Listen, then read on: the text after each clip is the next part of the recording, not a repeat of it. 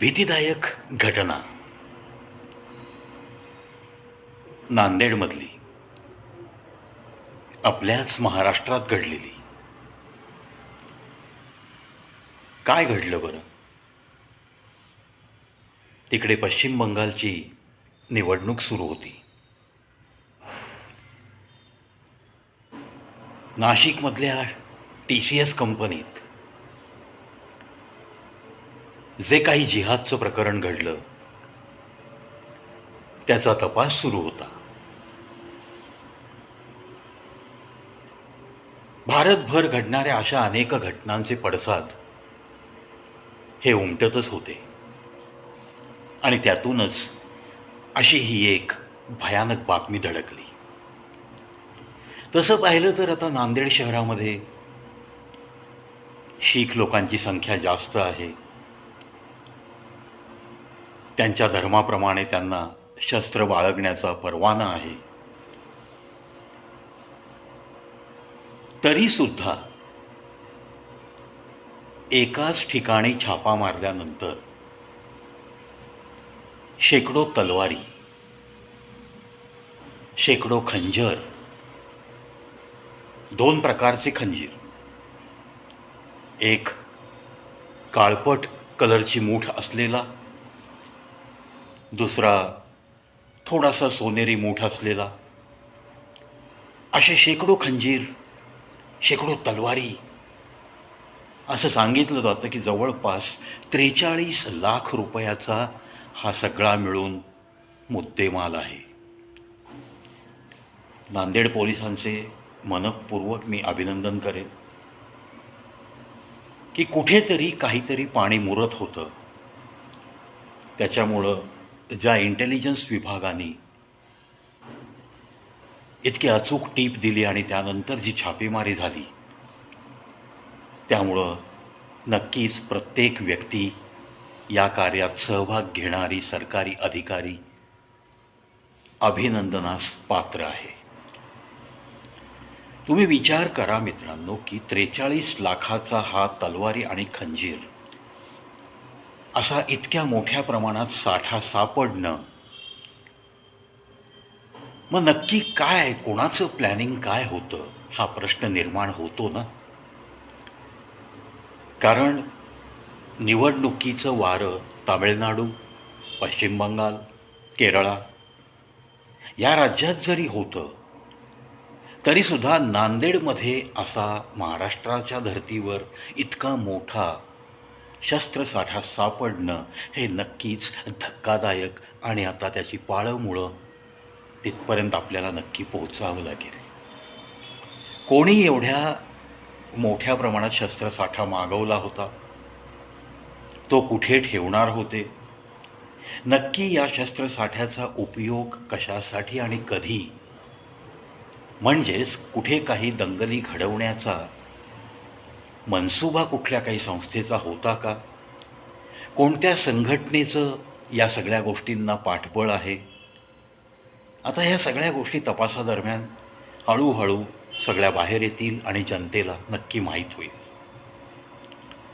आपल्या देशामध्ये इतर देशांचा फॉर्म्युला वापरून, म्हणजेच फॉर एक्झाम्पल नेपाळमध्ये अंतर्गत युद्ध छेडायचं, तरुणाईला भडकवणे, दंगल निर्माण झाली पाहिजे, समाजामध्ये तेढ निर्माण झाली पाहिजे आणि आपल्या गृह खात्याचे, पोलीस खातं हे जे आहे ते इकडं सगळ्या अशा या कारणांमध्ये बिझी राहिलं पाहिजे आणि मग आपल्याला आपला डाव साधता आला पाहिजे. अशा पद्धतीने काही परकीय शक्ती आपल्या भारत देशामध्ये अनेक राज्यांमध्ये असं काहीतरी घडवून तख्तापलट करू इच्छित आहेत. अशाही आता गुप्त बातम्या धडकू लागल्यात. मग त्या अनुषंगाने हा शस्त्रसाठा जमा केला होता का? 43 लाख रुपयाचा हा शस्त्रसाठा तो तयार करण्यासाठी ऑर्डर दिली असणार आहे. ती नक्की कोणाकडून गेली? तो नक्की कुठे ते कन्साइनमेंट येणार होतं? आता या सगळ्या गोष्टींचा छडा या तपासादरम्यान नक्की लागेल आणि मग आपल्या या देशविघातक कृत्यामध्ये कोणत्या कोणत्या संघटना सहभागी आहेत, नक्की कोणाकोणाचे काय मनसुबे आहेत, कोणाच्या मनात काय चालू आहे, या सगळ्या गोष्टी हळूहळू बाहेर येतील. आता यथावकाश सगळीकडचे निवडणुकांचे निकाल बाहेर पडलेले आहेत. पश्चिम बंगालमध्ये सत्तापालट झालेला आहे.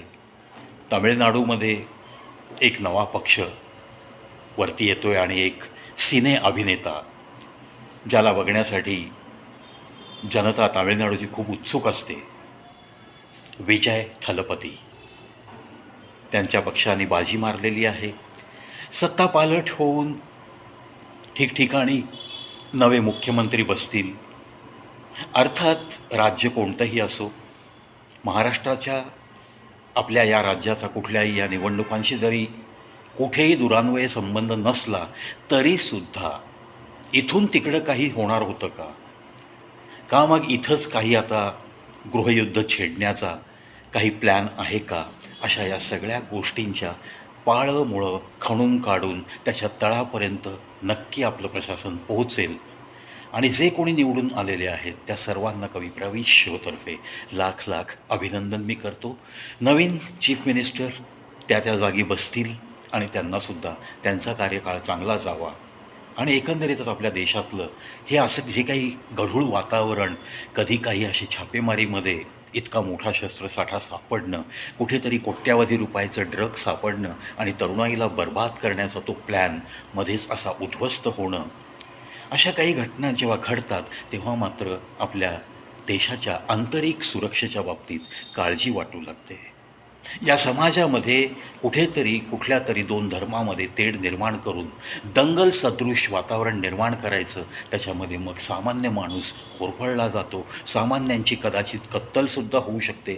इतक्या मोठ्या प्रमाणात जर शस्त्रसाठा मागवलेला असेल तर नक्कीच कुठे ना कुठे होणारी कापाकापी आज या छाप्यामुळं वाचली आहे असं सुज्ञास न सांगणे लगे. मित्रांनो, अशा जर घटना तुमच्या आमच्या अवतीभवती जर तुम्हाला कुठे असं काही निदर्शनास आलं की कुठेतरी काहीतरी देशविघातक कृत्य करण्यासाठी काही लोक गुप्तरित्या काहीतरी कारस्थानं रचत आहेत, अशा वेळेस तुमचं आणि आमचं एक या भारत देशाचा, या स्वतंत्र भारताचा एक जागरूक नागरिक म्हणून एकच कर्तव्य बनतं की जवळच्या आपल्या प्रशासकीय अधिकाऱ्यांपर्यंत ही बातमी तुम्ही स्वतः जाऊन देणं नितांत गरजेचं आहे. कारण ही एक अशी बातमी तुम्हाला समजल्यानंतर ती प्रशासनापर्यंत पोहोचवणं, याच्यामध्ये कदाचित तुम्ही शेकडो हजारो जीवांचा काहीतरी ते जीव वाचवण्यासाठी खटपट करताय असं सुद्धा सिद्ध होऊ शकतं. त्यामुळं तुम्ही आम्ही सगळ्यांनी जागरूक राहणं अत्यंत गरजेचं आहे. कारण आपल्या भारत देशात जे काही सध्या स्थैर्य आहे, स्थिर स्थावरता दिसते आहे, ती प्रत्येक देशाला थोडीशी खटकते आहे. आणि मग कुठला देश आपल्याविषयी कशा पद्धतीने वागेल ह्याचं काहीही गणित सांगता येत नाही. त्यातून मग आपल्या भारत देशात असलेले असे विरोधी गट त्या अशा देशांना शरण जातात आणि ते सांगतील ती कामं, इथलं कल्चर, इथली संस्कृती, इथं कशा पद्धतीने दंगे घडवू शकतो, अशा सगळ्या टिप्स आपल्या इथली काही फितूर मंडळी त्यांना देतात. आणि मग आपल्याला वाटतं की अरे आपल्या देशात आपल्याच लोकांनी दंगल घडवली. पण खरं म्हणजे त्याच्यामागं खूप मोठी षडयंत्र ही अशा पद्धतीने सुरू असतात. म्हणूनच प्रत्येकाने थोडं जागरूक राहूया. सोशल अवेअरनेस या कॅटेगरीत एक धक्कादायक बातमी मला जी समजली ती तुमच्या मनापर्यंत. नांदेडमध्ये हा 43 लाखाचा शस्त्रसाठा, मोठा शस्त्रसाठा सापडला आहे. त्यामुळं आता त्याच्यात पुढं काय काय होतं आहे या गोष्टीकडं मी तर नक्कीच लक्ष देईन. मला काही समजलं ते तुमच्या कानापर्यंत, तुमच्या मनापर्यंत नक्की पोचवेन. तोपर्यंत पाहत राहा, ऐकत राहा कवी प्रवीश शो यूट्यूब चॅनल.